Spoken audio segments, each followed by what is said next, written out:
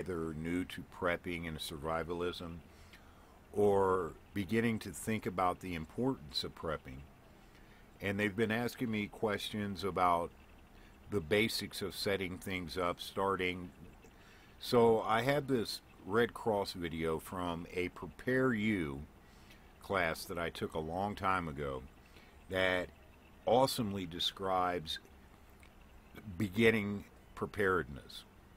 So I'm going to break it up into 5-10-minute chunks and put them up for you over the next few days. I hope you guys enjoy them. As always, I want to hear your thoughts and your ideas on them, so please leave comments below. So without further ado, guys, let's get started.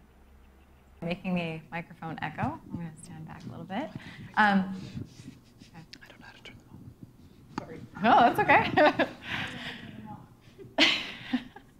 I like to start by saying, quite honestly, I love my job. I love training people for disasters. Statistically around the world, anywhere from $4 to $16 is saved with each dollar spent on preparedness.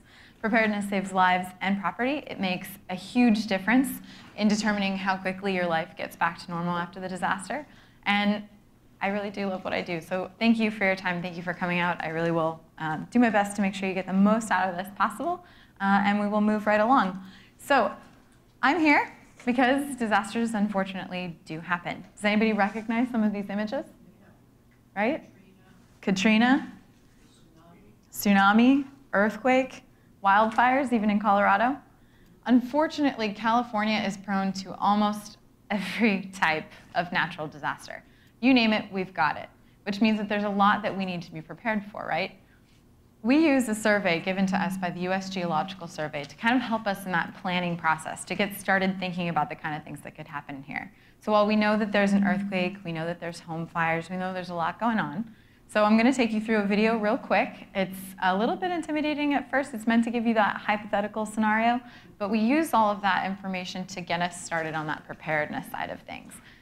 So without further ado, I'll go through that, and then we'll jump right back into Red Cross steps to get you ready.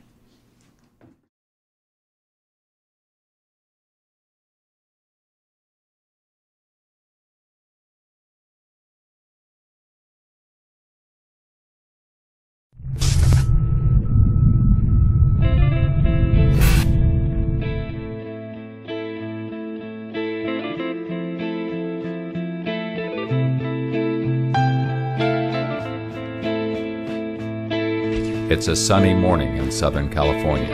Across the region, 7.5 million people are busy at work. Several 100,000 of them are commuting to jobs in different counties, far from where they live. Over 200,000 commuters work and reside on opposite sides of the San Andreas Fault. Today, these families and many others across the region will be separated.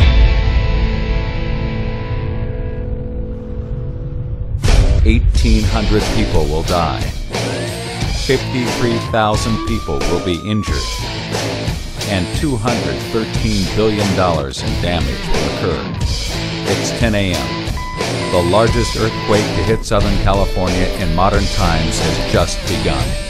Some people react appropriately, others don't. In the intense shaking, nearly 1,500 buildings collapse.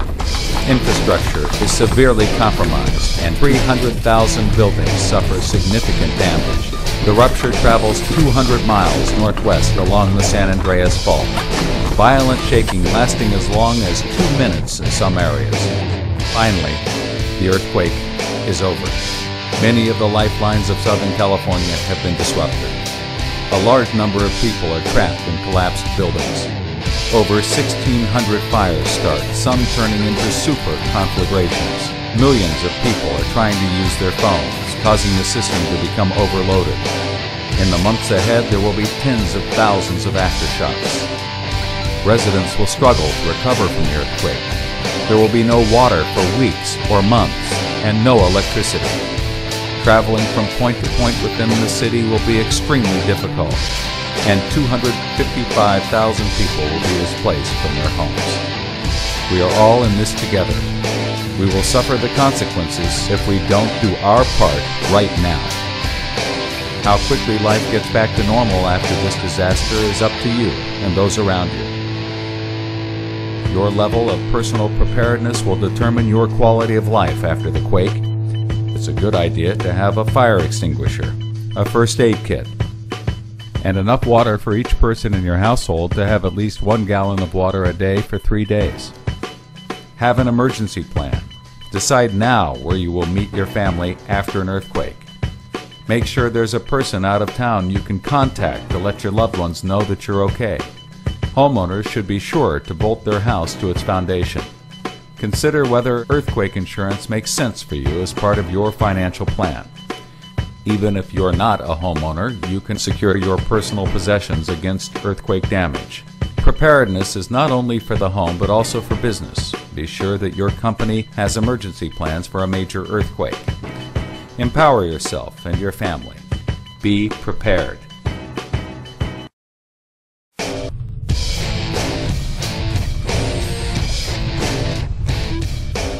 Intimidating? Is this what you're planning for yourselves? Yeah? In my line of work, I meet everyone along the line of preparedness, from a bottle of water rolling around in the back of their car to a bug-out shelter to the I'm planning to get a couple $1,000 amazing generator. Everybody is on different steps of preparedness, but each step you take gets you closer to being a little bit more ready and a little bit more prepared. Has anybody actually lived through a disaster? Show your hands, a couple people. Windstorms, what was your particular? The 71 earthquake and the 94 earthquake. The 94 earthquake, North earthquake, Loma Prieta as well. Anybody else? The same for me. Same ones? A lot of times, even just electrical outages are kind of mini disasters that get you prepared because you remember what it's like to not have the food in your refrigerator be good anymore, to need those non-perishable items. Actually, the Red Cross responds on average to 2 disasters every day. What do you think they are? It's actually 1 twice a day. Home fires. Absolutely. Home fires are the most common disaster, but they're also the most preventable, and there's a lot that you can do to get ready for that. So we know it's not really a question of if, but a question of when, and things happen every day. So there's stuff that we definitely want you to start getting prepared for, and the first one is a delay in help. It is not that emergency responders, I'm talking fire, sheriff's department, emergency medical services, even utilities companies, it is not that they don't want to get to you in a disaster. It is that the same road closures, lack of communication, inability to be able to get the places that they're used to going, those things that stop you will also stop them. Not to mention the thousands of people who are going to need assistance on top of that. They're actually mandated to be able to serve the entire area that they respond to. So they have to survey everything, driving past burning buildings and people looking for help to be able to provide the greatest good for the greatest number. That's their #1 priority following a major disaster. So we want you to be able to take care of yourselves. A minimum of 3 days worth of supplies, so that's 72 hours. Food, water, medications. Now, the more that you have, the better off you're going to be. But first, just start with knowing that it's very unlikely people will be able to get to you right away. And there's a lot you can do to get ready. Power outages means no ATMs, means no credit card machines, means no gas pumps. Show of hands, who here has a half tank of gas in their car right now? About 50%. So a great thing to do is to always keep about a half tank of gas in your car so that you can always get outside the affected area, right? So even if you can't get electricity where you are, you might be able to get outside the area, stay in a hotel, and be able to ride it out. Road closures. Those of us who were here during the Northridge earthquake remember sections of the 10 freeway completely collapsed. It is entirely possible you will not be able to get places the way that you're used to.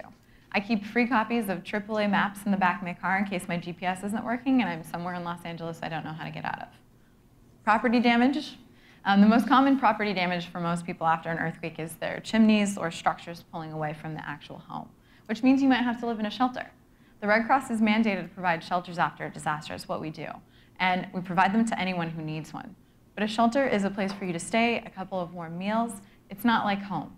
So the more that you have the things you need from home that you can bring to your shelter, or if you have the ability to shelter in place, you're going to be a lot more comfortable after a disaster. And that's where some of this preparedness comes in. Lack of clean drinking water is absolutely what we are worried about the most. Anybody remember from the video how much you should have? Okay, wait. a gallon per person per day for 3 days. Oh, there's prizes involved. So this is Dan. I'm busy editing the second part of that. So I really want to hear from you guys. Please make your comments below and tell me your thoughts, your ideas.